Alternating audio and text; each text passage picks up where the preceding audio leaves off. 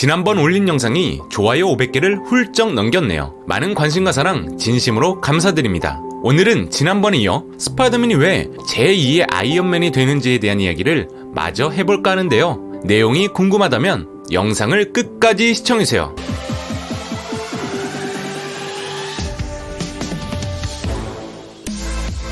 며칠 전 중국 TV 스팟 예고편이 공개가 됐는데요. 다들 보셨나요? 마블 예고편은 전부 다 하나같이 떡밥들로 가득해 풀어보는 재미가 참 쏠쏠한데요. 이 중에서도 선글라스는 정말 중요한 떡밥이라 생각합니다. 공식 예고편에서 선글라스가 등장했을 때 저는 선글라스가 3가지 기능을 할 거라 추측한 바 있었는데요. 첫 번째, 엘리멘탈즈가 허상이란 걸 보여줄 것이다. 두 번째, 엘리멘탈즈를 조작하는 실체를 찾아줄 것이다. 세 번째, 엘리멘탈즈의 심장부와 같은 약점을 찾아줄 것이다. 이렇게 말이죠. 그리고 선글라스에 아이언맨 마스크도 보입니다. 이를 종합해 추측하건대 토니가 사용하던 선글라스를 피터에게 준다라는 건 적과 싸울 때 도움될 소품 하나 피터에게 주면 좋겠지 정도가 아니라고 생각합니다. 인피니티 워 당시 토니는 피터가 눈앞에서 사라지는 걸 봤습니다. 타노스 핑거 스냅 후 5년이란 세월 동안 피터를 그리워하며 죄책감을 짊어진 채 살아갔을 토니.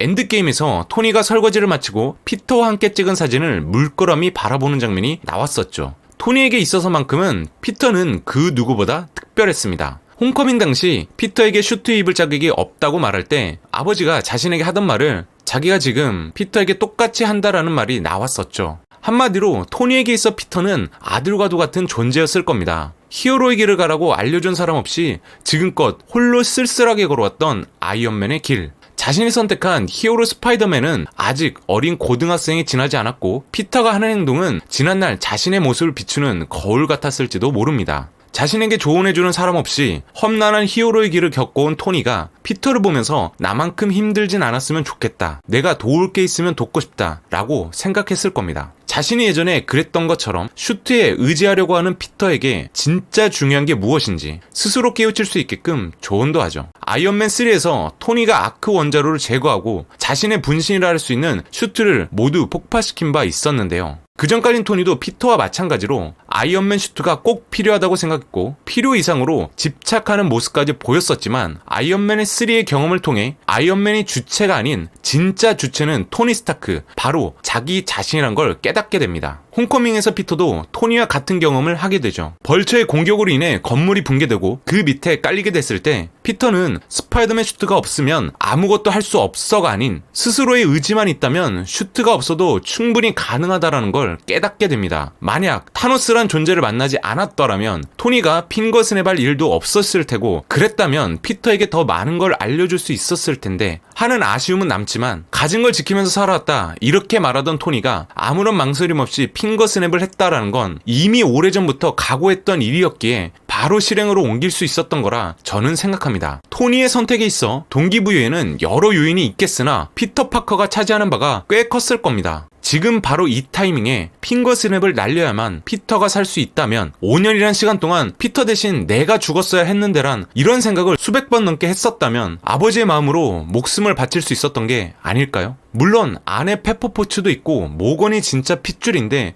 대체 무슨 소리 하는 거냐 라고 하신다면 저도 할 말은 없겠지만 말이죠. 엔드게임에선 자세히 나오진 않았지만 토니에겐 인공지능 비서 프라이데이가 있었죠. 모르긴 몰라도 시간여행으로 인해 벌어질 일들에 대해 닥스처럼 미래를 정확히 보진 못했을지라도 미래 시뮬레이션을 통해 일어날 여러 가지 상황들을 예측하고 대비했으리라 저는 생각합니다. 자신의 죽음 또한 미래 변수에 있었을 테고요. 토니 장례식에서 토니가 홀로그램으로 나온 장면 기억하시죠? 영상을 미리 만들어둔 걸 보면 자신의 죽음을 어느 정도는 예상을 했고 이로 인해 슬퍼할 사람과 세상의 안전을 위한 몇 가지 준비 또한 했으리라 생각합니다. 아시다시피 토니에게 있어 프라이데이는 페퍼, 모건, 해피 다음으로 아니 어쩌면 가장 최우선으로 신뢰하는 대상이라 할 수 있습니다. 토니가 지금까지 생각하고 해온 모든 것들을 하나같이 다 보고 듣고 느꼈을 뿐만 아니라 상대의 말을 듣고 어떤 행동을 할지 예측 대응하는 것도 가능한 슈퍼 인공지능이 바로 프라이데이였으니까 말이죠.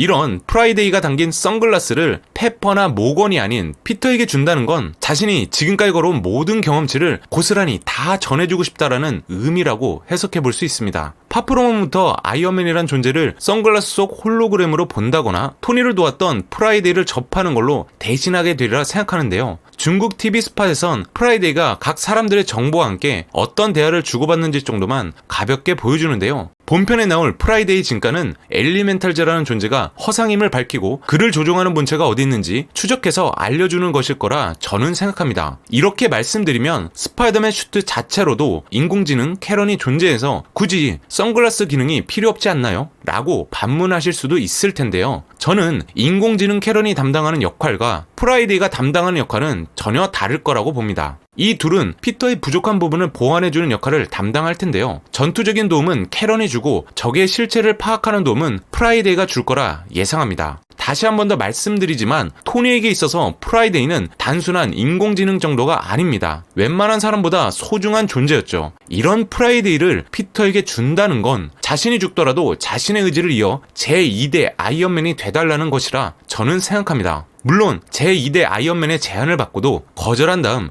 여러분들의 친절한 이웃 스파이더맨으로 남는 걸 선택할 수도 있겠지만 말이죠. 자, 오늘 제가 준비한 영상은 여기까지입니다. 조금이나마 재밌게 보셨다면 좋아요 꼭 눌러주시고요. 파프로몬과 관련된 어떤 이야기라도 좋으니 본인의 생각도 댓글로 꼭 남겨주세요.